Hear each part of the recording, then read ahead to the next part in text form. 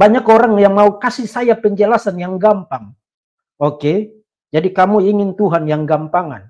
Saudara, Tuhan yang gampang kamu mengerti pasti bukan Tuhan yang sejati. Satu kali lagi, Tuhan yang gampang kamu mengerti pasti bukan Tuhan yang sejati. Itu halusinasimu sendiri. Itu adalah proyeksi dari pikiranmu sendiri dan itu berhala. Itu pasti bukan Tuhan yang sejati. Saudara ingat Agustinus pernah menggambarkan kita dalam bicara dan memahami tentang Tuhan itu seperti seorang anak kecil membawa satu timba gayung berada di pinggir samudra raya yang sangat luas sekali. You tidak mungkin bisa menampung air samudra yang sangat besar itu di dalam satu wadah yang sangat kecil. Kita itu sangat terbatas.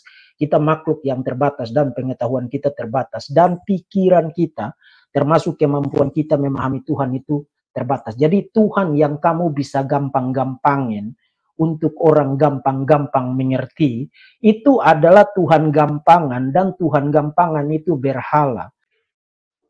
Assalamualaikum warahmatullahi wabarakatuh. Berjumpa lagi dengan HMC News, channel portal berita yang menyajikan informasi seputar dunia debat lintas agama secara tepat, cepat, akurat, dan terpercaya.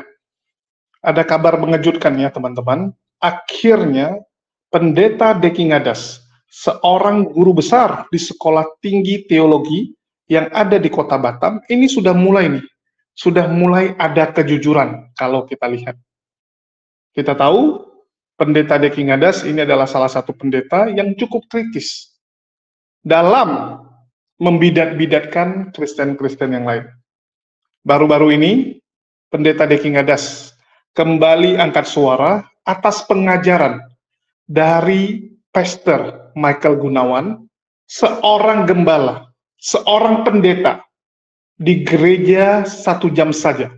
Nama gerejanya GSJS ya, memang gerejanya 1 jam saja namanya, di mana Pastor Michael Gunawan yang pertama, ini menggunakan title pastor, dan ini cukup disesali, disayangkan oleh Pendeta Deki Ngadas, karena kita tahu gelar pastor itu biasanya digunakan oleh orang-orang Katolik. Ngapain kamu niru-niru gelar orang? Ngapain kamu buat-buat sendiri gitu? Karena dimanapun gereja Protestan yang ada di Indonesia, itu saat pengukuhan, saat pengangkatan, nggak mungkin diangkat menjadi pastor. Pasti gelarnya pendeta. Kamu tamatan dari STT, kamu ditasbihkan oleh sinode, pasti pendeta. Pendeta, evangelis, nggak mungkin ada pastor. Itu istilah yang dibuat-buat. Tujuannya apa? Ya, tujuannya mungkin supaya lebih keren. Pastor, ya, Philip Mantova, Pastor Joshua Tehu, Andi Simon ya, pastor juga. Itu kan gelar-gelar yang dibuat-buat. Itu yang pertama disesali oleh Pendeta Deki Ngadas. Tidak ada rasa bangga menjadi pendeta. Kan begitu. Lebih bangga jadi pastor daripada jadi pendeta. Kan memalukan gitu. Seakan-akan gelar pendeta itu nggak ada harganya. Ini kan merendahkan pendeta-pendeta yang lain. Terus yang kedua, Pendeta Deki Ngadas mengatakan pemahaman Michael Gunawan itu sesat, itu bidat, itu salah. Apalagi mengatakan bahwa agama itu harus gampangan. Agama itu harus bisa dijelaskan dengan gampang. Masalahnya kamu menjelaskan dengan gampang menurut penafsiran kamu, menurut akal kamu, bukan menurut apa yang Tuhan sampaikan melalui perantara para nabi. Seharusnya mengerti tentang siapa itu Tuhan, ya, itu gampang. Kalau untuk hal ini saya setuju, kita harus mengerti Tuhan dengan cara yang gampang, tetapi kita tidak bisa menggampangkan Tuhan. Nah, itu yang penting, tidak menggampangkan Tuhan. Banyak hal yang pasti kita tidak mengerti. Nggak sanggup kita mengerti tentang Tuhan. Nggak sanggup. Kita cuma tahu siapa dia berdasarkan apa yang dia sampaikan. Kalau saya kasih analogi, itu seperti anak kecil ya. Dia cuma tahu bapaknya itu direktur. Pekerjaan bapaknya memimpin. Tetapi apa yang bapaknya lakukan di kantor, job desk bapaknya, apa saja yang sudah bapaknya lakukan, dia nggak tahu. Kan begitu. Jadi gampangnya itu tahu bapaknya itu direktur. Tapi tidak menggampangkan seakan-akan, oh bapak saya itu kerjanya gampang kok, mudah. Seakan-akan dia tahu bapaknya itu ngapain aja. Itu yang tidak dilakukan seharusnya. Tapi Michael Gunawan ini kan punya pendapat yang berbeda. Begitu juga dengan Pendeta Deki Ngadas. Yang seru adalah pernyataan Deki Ngadas yang jujur. Yang jujur dalam hal ini mengatakan bahwa Tuhan yang gampangan, Tuhan yang gampang untuk dijelaskan oleh manusia, itu adalah berhala. Jadi Tuhan gampangan, itu adalah berhala. Ini selaras ya. Ini sejalan dengan apa yang selama ini kita sampaikan dalam diskusi-diskusi lintas iman ini. Kita setuju bahwa Tuhan yang gampangan, Tuhan yang gampang untuk dijelaskan, bahkan Tuhan yang bisa dipegang, diraba, dilihat, itu adalah berhala. Yang gampang itu kan yang bisa dipegang gitu kan. Bisa kita pegang, bisa kita selami, bisa kita lihat ciri-cirinya, oh bentuknya gini gitu kan. Fisiknya ada, itu Tuhan gampangan adalah berhala. Hal ini kita setuju. Tapi beberapa hal yang lain tentu saja masih salah. Ya, masih salah apa yang disampaikan oleh Pendeta Deki Ngadas ini. Mungkin kita dengarkan dulu, biar teman-teman juga tahu apa yang dia sampaikan, dan kita akan komentari dan beri penjelasan supaya bisa lurus. Karena kalau soal penggunaan istilah, orang-orang ini menggunakan istilah-istilah, hampir semua istilah yang saudara gunakan itu mereka gunakan. Alkitab diinspirasikan, Alkitab adalah firman Allah, termasuk kalau nanti saya tidak perlihatkan kutipannya, tapi kalau you baca bukunya Brian Zahnd, itu dia bahkan mengatakan Alkitab itu infallible, tidak dapat gagal dan inerrant, tidak dapat salah. Wah, jadi kalau you hanya terbatas membaca istilah atau mendengar istilah, you akan benar-benar terperosok, jatuhnya itu jauh sekali mengikuti orang-orang ini. Orang-orang ini menggunakan istilah-istilah Kristen, tapi mereka memberikan arti yang sama sekali tidak Kristen. Sama seperti nama yang mereka gunakan untuk gerakan mereka, Kristen progresif. Saya sudah buktikan di dalam 2 seri saya sebelumnya, gerakan ini atau kelompok ini tidak Kristen dan tidak progresif, karena mereka sekadar mendaur ulang sampah-sampah konseptual yang sudah dibuang di dalam sejarah dan yang sudah terbukti merusak kekristenan dan yang sudah dilabeli sebagai bidat di dalam sejarah. Mereka ambil sana sini dari liberalisme, dari agama timur, dari postmodernisme, dari dekonstruksi. Mereka ramu itu, daur ulang seperti satu jus buah busuk, lalu mereka sajikan dan dikasih label di situ Kristen progresif. Orang-orang ini tidak progresif. Mereka itu adalah orang-orang yang sudah outdated, ya sudah ketinggalan zaman, menghidupkan kembali sampah-sampah konseptual di dalam sejarah. Kemudian mereka kasih nama yang baru, kasih label yang baru, kasih jubah yang baru, kasih baju yang baru, lalu mereka jual itu kepada publik. Dan herannya banyak orang di Amerika, itu saya sudah presentasikan, lebih dari 40 juta anak-anak muda di Amerika. Kalau you baca buku tentang The Great Dechurching, itu buku yang baru terbit tahun 2023, The Great Dechurching mendaftarkan statistik anak-anak muda Kristen di Amerika. Lebih dari 40 juta anak muda di Amerika saat ini meninggalkan gereja mereka yang evangelikal, yang reform, yang mainstream, meninggalkan gereja mereka yang Pentakosta, ya mereka tinggalkan, mereka pergi join dengan Kristen progresif.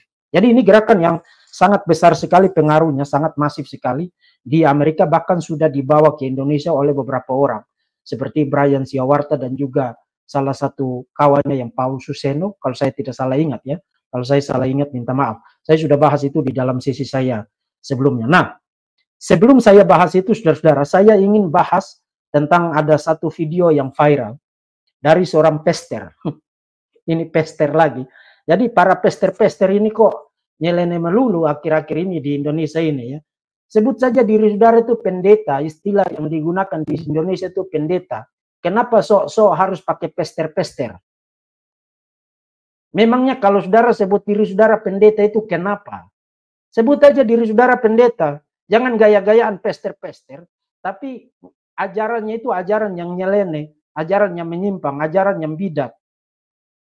Pakai aja bahasa Indonesia, jangan ke barat-baratan, jangan ke Yahudi-Yahudian. Kamu orang Indonesia, pakai saja istilah yang sudah digunakan di Indonesia ini.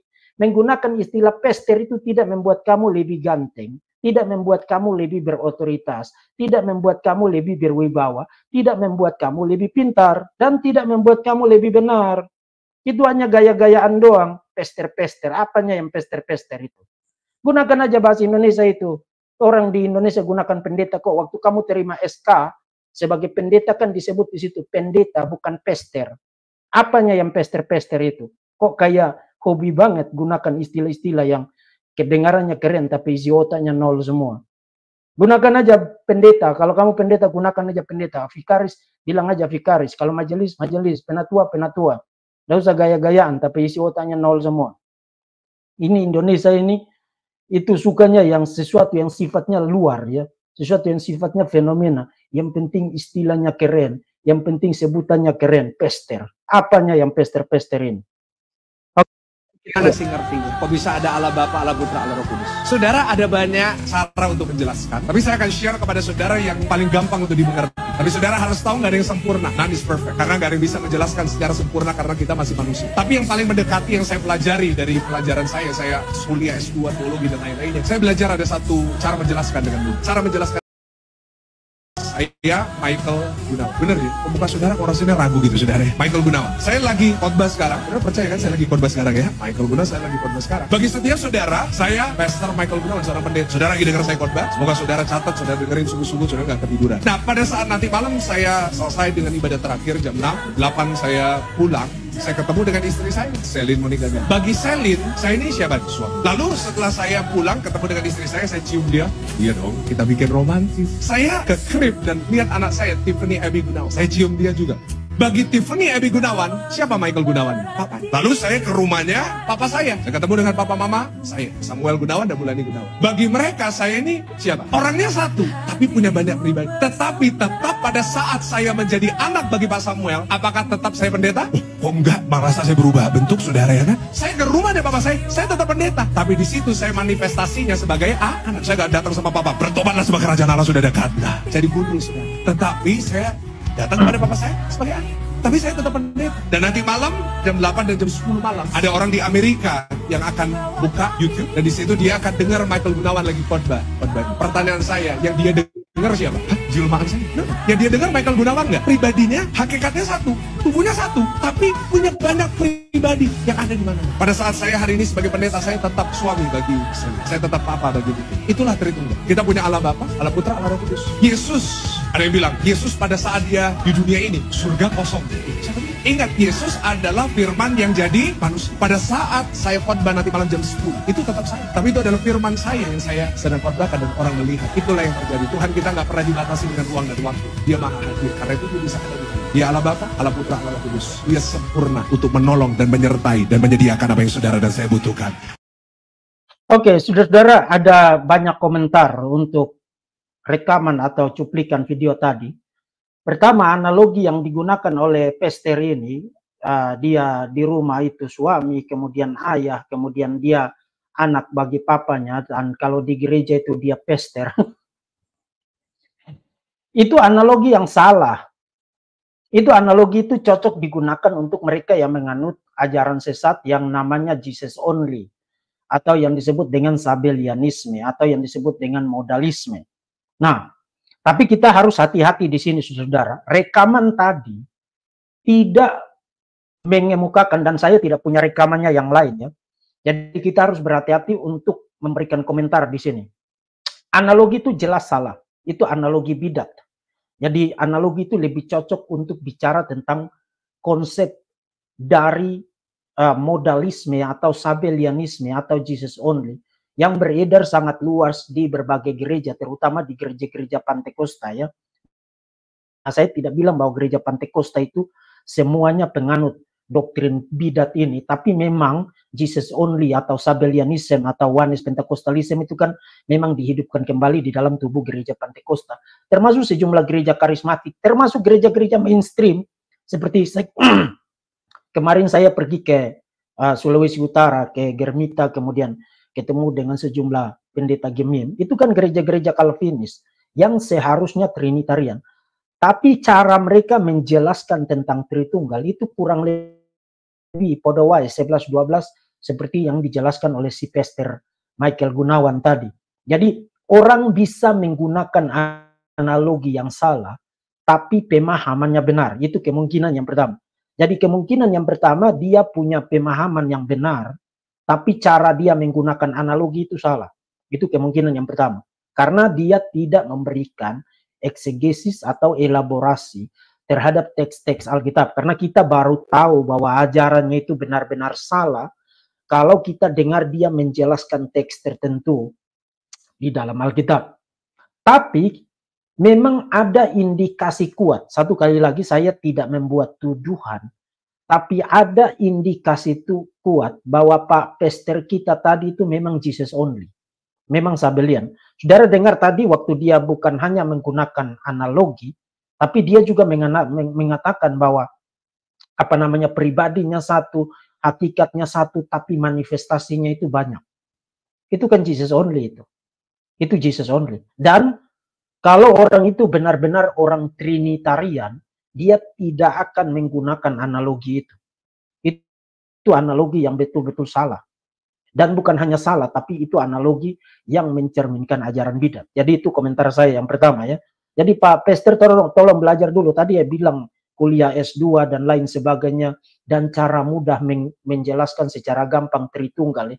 Saudara-saudara, Tuhan kita itu bukan Tuhan gampangan. Banyak orang yang mau kasih saya penjelasan yang gampang. Oke, jadi kamu ingin Tuhan yang gampangan. Saudara, Tuhan yang gampang kamu mengerti pasti bukan Tuhan yang sejati. Satu kali lagi, Tuhan yang gampang kamu mengerti pasti bukan Tuhan yang sejati. Itu halusinasimu sendiri. Itu adalah proyeksi dari pikiranmu sendiri dan itu berhala. Itu pasti bukan Tuhan yang sejati.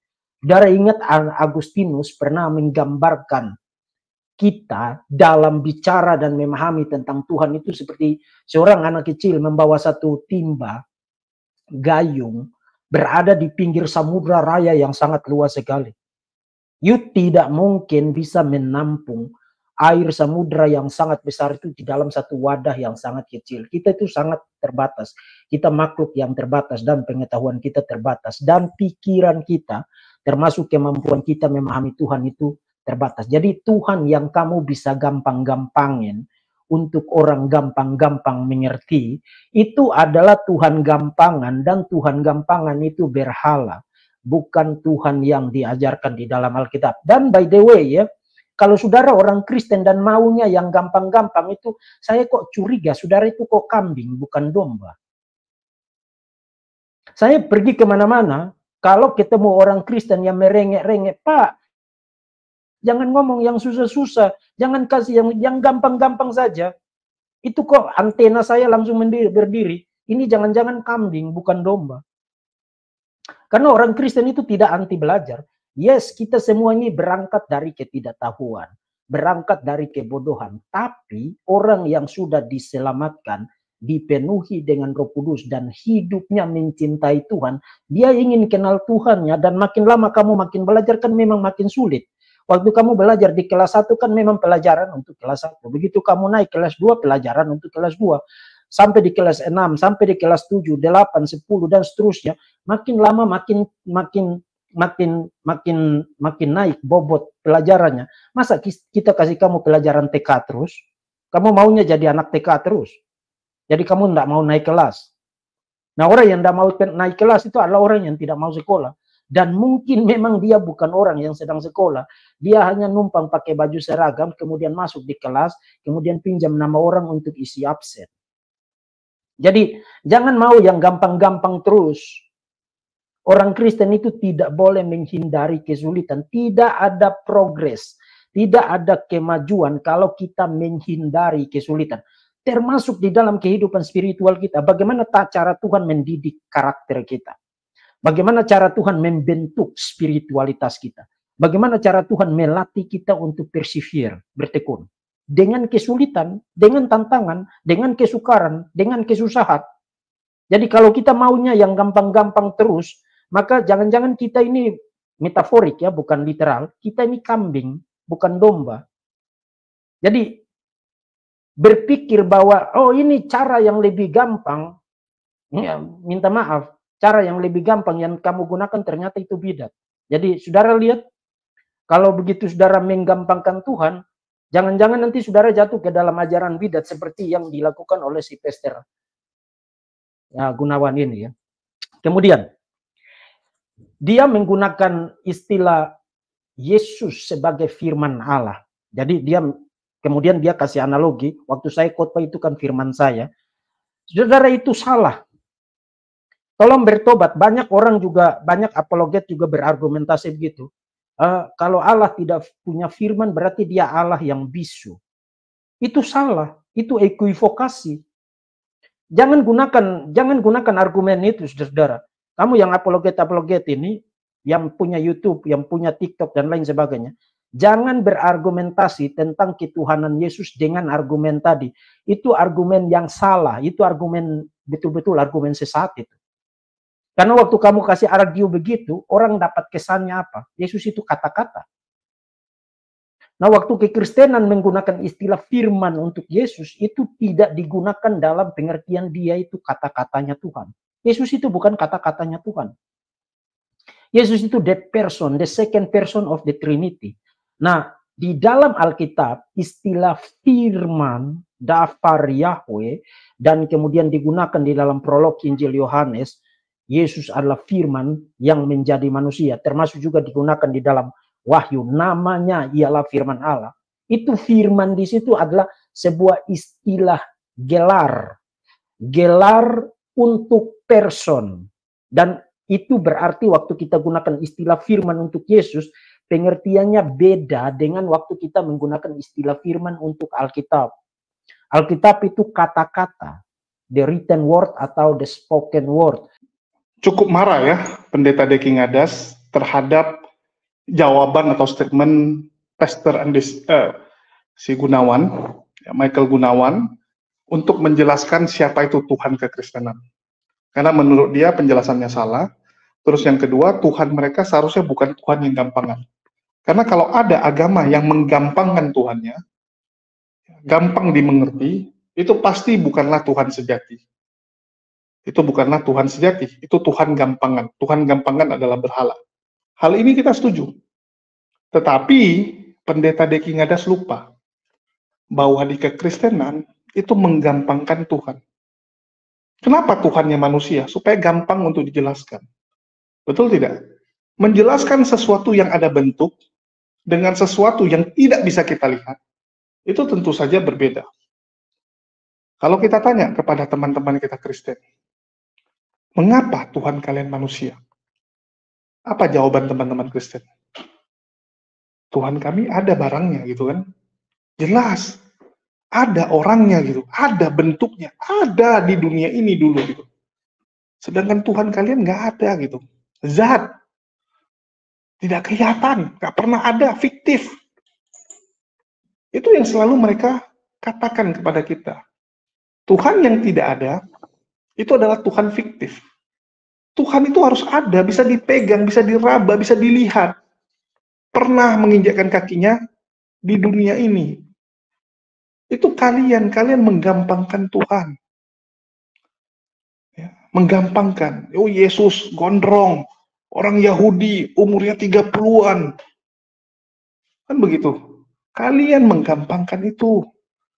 Dan hal ini kita setuju, Tuhan yang seperti itu berhala. Itu berhala. Terus Deki Ngadas ya, mengatakan, saya curiga, kalian itu kambing bukan domba. Saya nggak tahu maksudnya kemana. Domba, kambing sama-sama binatang kok. Kalau kalian mau jadi manusia, mau jadi khilafah, ikut Islam. Karena di Islam itu kita dijadikan khilafah di muka bumi. Manusia seutuhnya, bukan binatang, begitu kan? Kalau Islam, coba kalian tanya. Mau kalian tanya kepada Islam Indonesia, Islam di Kanada, Islam di Venezuela, Islam di Afrika, itu sama. Allah kalian tuh gimana sih gitu? Apakah seperti kami punya bentuk? gondrong, dan sebagainya. Umat muslim semua akan jawab apa? Akan jawab, Qul huwallahu ahad, Allahus somad, lam yalid wa lam yulad, wa lam yakul lahu kufuwan ahad. Artinya apa? Ya, Allah itu segalanya. Allah adalah tempat kita meminta segala sesuatu. Dan Allah, ya, lam yalid wa lam yulad, tidak beranak dan tidak pula diperanakan. Artinya tidak ada awal, ya, dan tidak ada akhirnya. Kan begitu. Walam yakul lahu kufuwan ahad.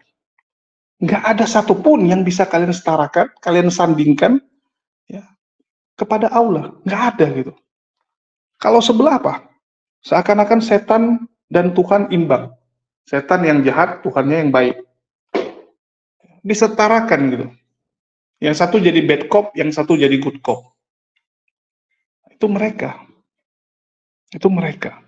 Kalau kita jelas, loh ini menggampangkan. Enggak, ini enggak menggampangkan. Ini cuman penjelasan Allah kepada para nabi tentang sosok Allah itu sendiri.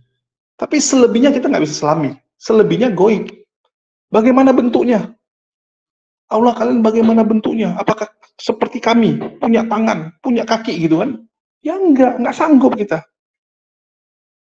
Ini berdasarkan apa yang disampaikan. Sama seperti anak. Dia tahu bapaknya adalah seorang direktur misalnya. Di perusahaan Abu Nawas. Anaknya cuma tahu bapaknya adalah direktur di Abu Nawas. Apa saja yang bapaknya lakukan? Siapa-siapa saja nama karyawannya? Ya nggak tahu. Cuman dia tahu bapaknya punya karyawan, punya bawahan yang banyak, punya staf yang banyak. Tapi apa yang dilakukan bapaknya? Dia cuma tahu garis besarnya, nggak mungkin detailnya. Kan seperti itu. Kalau mereka sebelah pengen tahu detail, oh Yesus begini, dia dulu disusui oleh ibunya, pernah dibawa kabur oleh ibunya ke Mesir. Dia kenal dengan seorang wanita bernama Maria Magdalena. Kan begitu. Maria, servis Yesus gitu kan. Wah. Dibasuh. Kan begitu. Itu mereka suka yang detail-detail seperti itu. Kalau kita enggak, kita clear kok. Ya. Dan menurut Deki Ngadas lagi, ini menurut Deki Ngadas lagi, tadi kalian dengar sendiri, jangan nanti saya pula difitnah, bahaya nih orang sebelah ini ya, dikit-dikit fitnah soalnya. Dikatakan bahwa Tuhan yang benar itu membentuk, mengajarkan manusia untuk melewati, menghadapi yang namanya kesulitan dan kesukaran. Kita ditempa, sama seperti misalnya pedang. Pedang itu ditempa, teman-teman. Besi itu dipukul, dihajar. Baru dia bisa menjadi pedang yang hebat. Betul tidak? Mobil itu juga diketok sana, ketok sini gitu kan, baru bentuknya seperti itu. Ada proses. Ada prosesnya, teman-teman. Manusia juga sama. Kita dibentuk, diproses. Di sini saya nggak tahu nih Deki Ngadas ini ngelantur atau apa ya.